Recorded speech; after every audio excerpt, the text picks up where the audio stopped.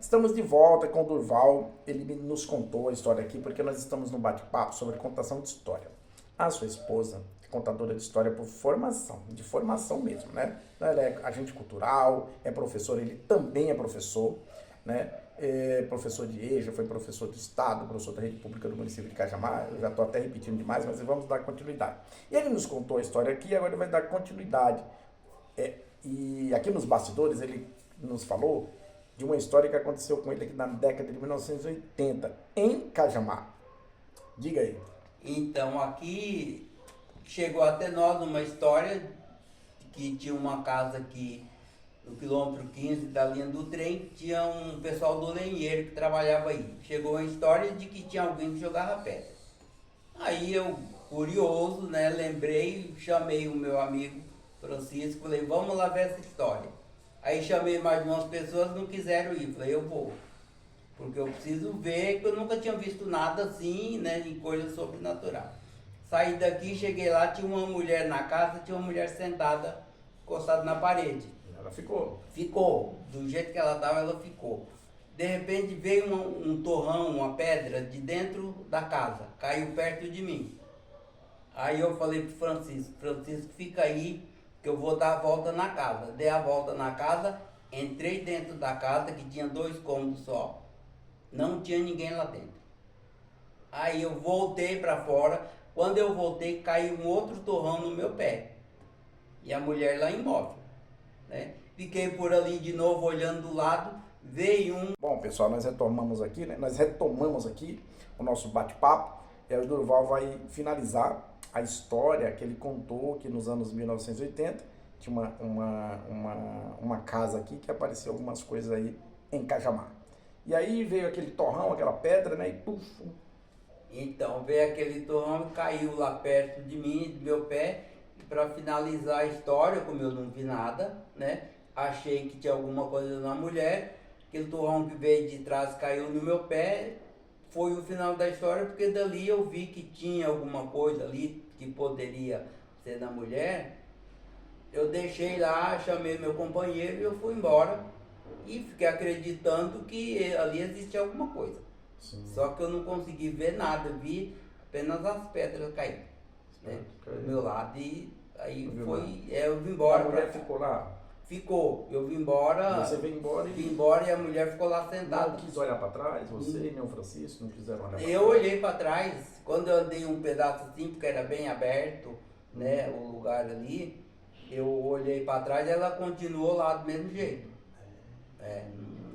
Não mexia nem nada, aquela fisionomia assim bem diferente, fora do normal, né? Existe, pessoal. Entre o céu e a terra existem muito mais coisas do que supõe a nossa vã filosofia. O Durval tem a crença dele, tem a religião dele, independente de tudo isso, né? Ele falou assim, eu vou lá. Ele não foi desrespeitar o que é sobrenatural, ele não foi lá, eu quero ver se tem mesmo. Ele foi lá ver com o amigo dele, né? Que é o Francisco, naquela época, nos anos 1980, numa região aqui em Cajamar, num local aqui em Cajamar. E ele presenciou isso. Então, vocês ouviram ele contar. Ele foi lá, viu que não. Então, o professor Francisco acredita muito nisso. Entre o céu e a terra existem muito mais coisas do que supõe. Então, o Shakespeare estava certo, sempre esteve certo, né? E a gente finaliza aqui essa história do Durval, por enquanto, aqui contando o seu contato com o sobrenatural, porque nós estamos num bate-papo, numa entrevista que é sobre contação de histórias, né? Daqui a pouco a gente volta. Olá, pessoal, nós retomamos aqui agora. Estamos agora nós três, né? Professor Francisco, do canal Professor Francisco Entrevista, Maria de Jesus, contadora de histórias, e seu esposo Durval.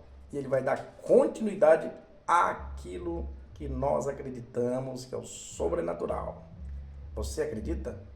Diga. Então, lá em Minas, né, é coisa assim de verdade, porque é o pai do Noé, o meu primo. Sim, conheço. Ele faleceu, e que nem a gente tá falando, enterra no quintal, né? E aí ele faleceu e enterraram no quintal. E depois daquele túmulo lá, eles fizeram plantação de mandioca. A gente tava sempre ali, arrancando mandioca, tinha milho e tudo. Rapaz. Aí depois de muito tempo, apareceu aquele, né, aquele enfeite que eles colocam em volta do caixão, que eles colocavam o negócio chamava galão, Sim. que o enfeite Nossa. do cartão. Aí apareceu aquilo lá, acho que a terra foi desgastando e aquilo apareceu. Aí a minha prima, ela nunca mais passou ali sozinha. Sempre que ela precisava ir lá, eu tinha que ir atrás, porque eu era menino, tinha uns 10, 12 anos, eu tinha que ir com ela. Olha Então aí, gente. apareceu aquele galão do caixão lá, nossa, aquilo ali, naquela região lá, naquele tempo, Nossa Senhora. aquilo foi um alarme que todo mundo ficou assustado, né? E ainda existe algum tipo de restos mortais? Não, apareceu só aquele enfeite que vinha em volta do caixão só. A terra foi, porque ela foi revolvendo. Parece, não sei o que aconteceu.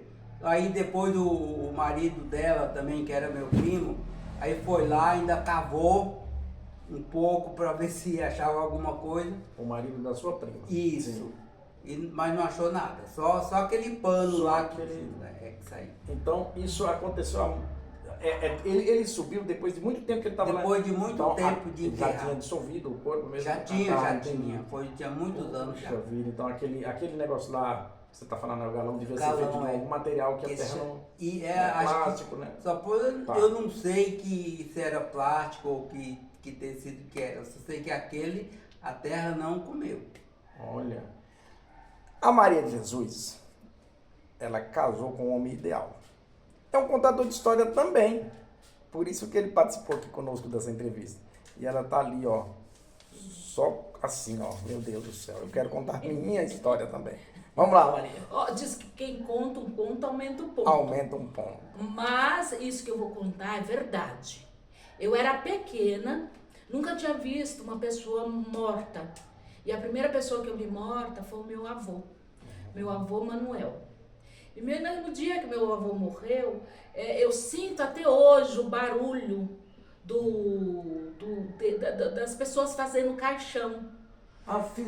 Fizeram caixão. E eles compraram, né, tábuas, né? E foram lá construir o caixão. O caixão não tinha tampa. Eu não lembro de ter aquela tampa. A tampa. E eu ouço, e na minha memória ficava aquele barulho, né? Pá, pá, sabe aquele barulho que tava pregando os pregos? E eu lembro que eu não tive coragem de ir lá ver como que era, eu só ouvia falar o nome de caixão, eu não sabia o que era caixão e eu ouvia esse som. E a imagem que eu tenho é do meu enquanto fazia o caixão, o meu avô deitado num banco de madeira, todo engomadinho, e ele tinha uma meia branca que vinha até o joelho. Olha. Até o joelho. Você tinha. Eu 10 tinha. anos. Não, eu era pequena, eu tinha uns 3 anos. 3 anos, antes de eu vir para São Paulo. Porque ele estava aguardando a fabricação, o fabrico ali do caixão. Sim, sim. Aí as pessoas ali ficavam conversando, eu não escutava, e eu só ouvia só aquele barulho do martelo, né? Enterraram meu avô, a minha casa assim, na frente tinha um quintal grande, né? E tinha cerca, né? E eles enterraram ele antes da cerca. Ali perto da casa. Ali perto da casa. E aí, Ali no fundo tinha uma descida e tinha um rio. E a sua cabeça já entendia esse medo? Muito, ficava com muito medo. Nossa. E quando chovia, aí a sepultura, aquele negócio alto, Sim. né? E quando chovia ia abaixando. Sim. E com o tempo, alguns dias, não sei dizer exatamente quanto tempo, aquela meia, ela subiu, acho que subiu, né? E ficou na terra. Puxa Aquela vida. meia. Aí a gente ficou mais assombrada. Eu acredito que o meu pai, na minha crença de infância, né? Eu acho que depois daquele acontecimento, aí meu pai ficou assim, né? Preocupado, não sei se foi preocupado, não sei se já estava planejado para ele vir para São Paulo, né? Eu sei que meu pai vendeu casa, colocou as coisas num saco, né? Aquele saco branco, né? Tudo que nossos pertences colocamos e viemos para São Paulo. Puxa vida, que história. Gente, vocês ouviram, só que isso é uma história real.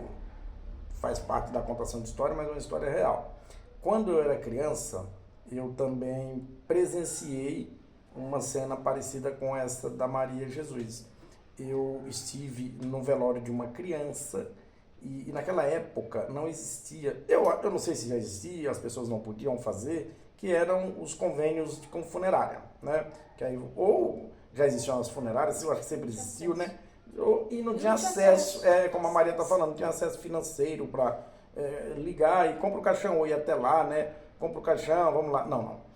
E eu também presenciei, né, o fabrico, né? A confecção do caixão, a fabricação do caixão, né?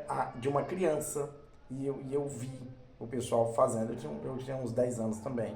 E a criança já estava morta, estava numa redinha, estava numa redinha, não era nem numa cama, estava numa redinha lá, estava morta, as pessoas estavam chorando e os amigos, né, os vizinhos ali estavam fazendo, né, fabricando o caixão, né, ali meio que às pressas, vamos lá, eu entendia isso. E aí colocaram a criança naquele caixão fabricado ali com pedaços de tábuas por ali e os pregos ali. Então vamos fazer o caixão para. Eu participei desse evento assim bem macabro, bem diferente, né? Bem diferente. Então, caixão vem de uma caixa grande, porque a gente não tinha noção de. Era uma então a Maria tocou num assunto bem importante. Era feita uma caixa mesmo, uma caixa num formato. Era só uma caixa, né? O caixão, né? Caixão. Não tinha o formato desses confeccionados que tem na funerária. Era uma caixa, né? No sentido como é o que tamanho da pessoa, era feito por encomenda no tamanho da pessoa. Como é essa figura? Quadrada. Não é retângulo, né? Retângulo. O retângulo, era um retângulo, aqui ó. Colocava O tamanho da pessoa. O tamanho da pessoa. E era simples assim. Era desse jeito, assim, né? Bom, muito bem. Nós ficaríamos aqui, eu ficaria aqui na casa da Maria Jesus, aqui na casa do seu Durval. Eu fui muito bem recebido. Acabei de tomar um café muito bom, né? O café eu não mostrei, né? Eu não mostrei aqui para vocês. Vocês vão ficar só imaginando, mas eu tomei um café aqui, ó, super, hiper, mega, né? E nem vou jantar, porque eu já considero a minha janta, porque eu tomei um café reforçadíssimo, tem tudo lá, né? Lá na cozinha do seu Durval do Durval com a Maria. E nós ficaríamos aqui, ó, até de madrugada, porque é o horário melhor para contar histórias, principalmente de terror, né? De assombração. E amanheceríamos aqui e ficaríamos aqui por mais tempo. Porém, nós vamos finalizar por aqui. Maria, qual que é o teu recado ao cajamarense, à criança, ao adolescente, aos adultos, com os quais você conviveu ali na biblioteca de Cajamar, em outros locais por aí? Depois o Durval dá sequência também, dizendo aí, deixando algum recado aí, que ele falou quando ele já encontrou os alunos aí na rua, meu professor foi aquele, meu professor, né? Dê o recado aí final pro cajamarense que está nos assistindo. Bom, agradeço a todos, os cajamarenses, o professor Francisco, por essa iniciativa, que eu acho super interessante, você contar histórias, né? Seja a história de boca em boca, seja a história que estão nos livros, conte história porque conte as memórias, resgata essas Bacana. Memórias. E muito obrigada a todos. A Maria e o Durval estarão no nosso livro. Eu não vou falar meu, porque não é meu, né? Do Francisco é uma palavra tão meu, né? Tão egoísta. Do nosso livro. Estou montando um documentário e a publicação será até meados aí desse ano, 2026, na Câmara Municipal, onde a gente vai fazer um evento de noite de autógrafos, fazer esse documento. E essas entrevistas, o objetivo delas, o principal objetivo delas mesmo, essas entrevistas, é isso. É fazer com que a Maria fique eternizada lá, o Durval fique eternizado lá, as outras pessoas que foram entrevistadas fiquem eternizadas nesse documento, onde ficarão nas bibliotecas, nas salas de leituras da escola, e para as futuras gerações terem esse bate-papo aí escrito, e também vai ficar aí nas redes sociais, né?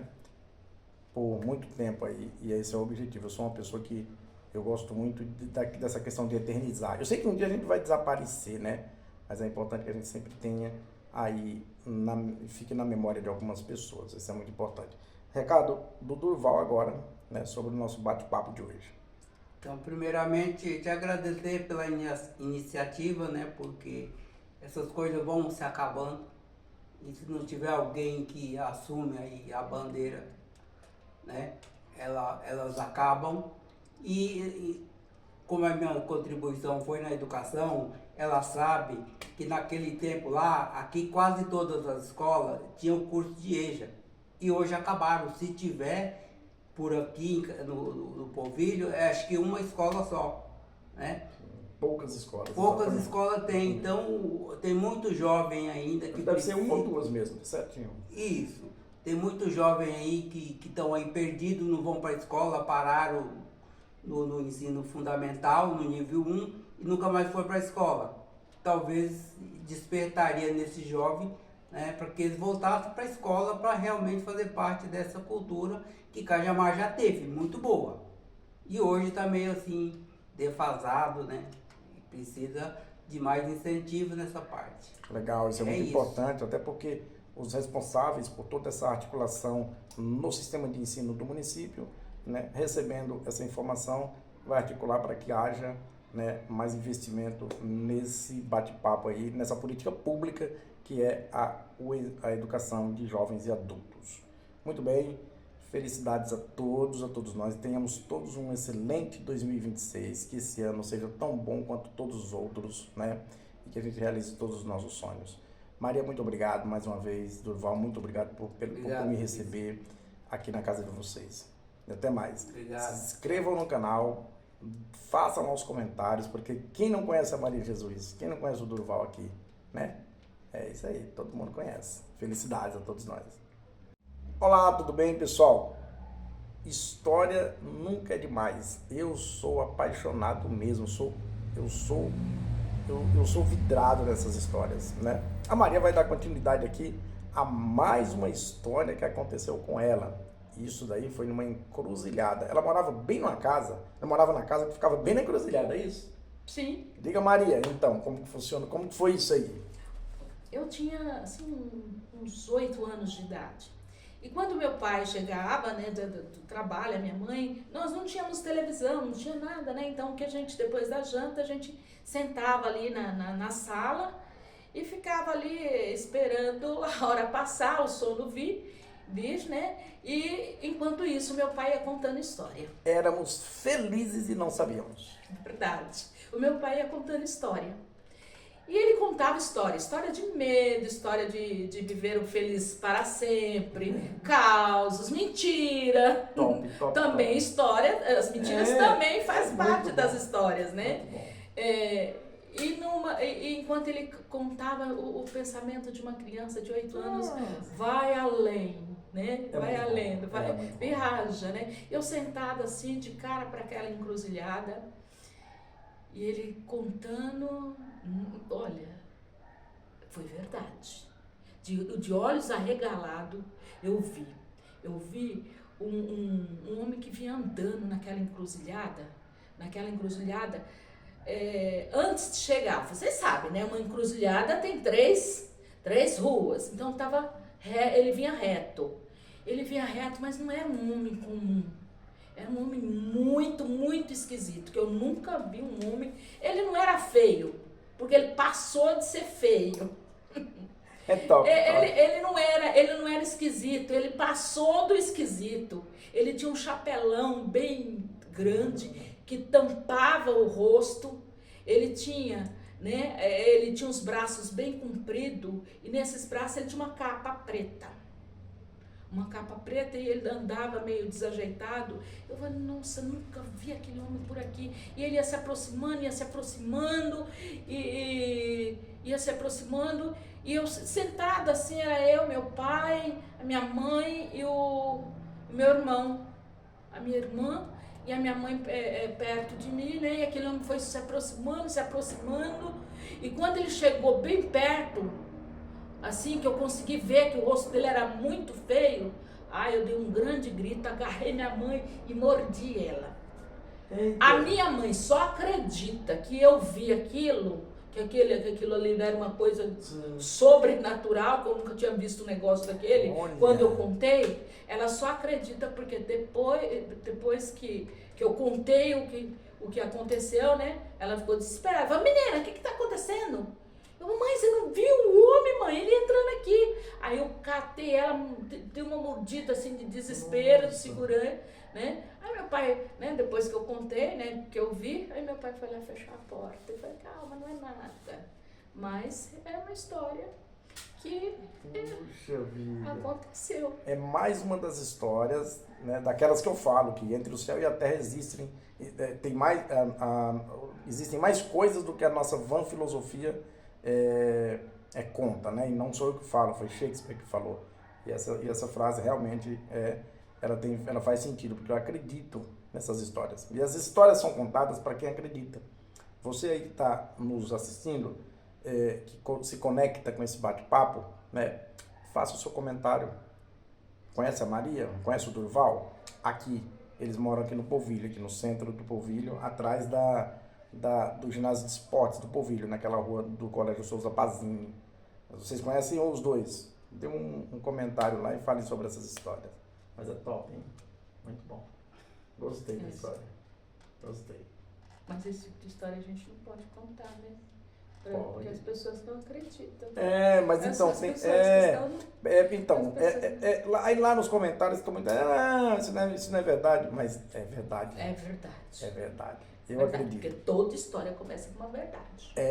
Toda história. E o mundo é muito mais encantador, a vida é muito mais, ela tem muito mais sentido quando a gente sabe que não é só estar lá na barriga da mamãe, nasceu, engatinhou, virou criança, cresceu, virou adolescente, casou e morreu e acabou. Existe o sobrenatural que está ali conosco, né? Existem a espiritualidade, a religiosidade, né? Deus e todas as questões relacionadas aí também ao que é bom e ao que não é tão bom também, né? Mas as histórias são muito boas. Então hoje eu estive com a Maria da Cruz, Maria de Jesus, né? Contando a história que eu falei da cruz, porque ela falou encruzilhada e eu fiz a relação. Maria de Jesus com Durval, aqui contando histórias, porque ela é uma contadora nata de histórias. E ele também é, tá? Felicidades a todos nós, até mais. E o recado? O recado. Recado. Conte história, mas a melhor história o maior contador de história foi Jesus Cristo. Então, conte história. Conte história. Conte história. Conte história para os pequenos, para os grandes, para os velhos. Conte história. Eu também aconselho, eu endosso esse recado, esse incentivo aí da Maria sobre contação de histórias. É muito bom. Até mais, felicidades a todos nós. Se liga lá no canal.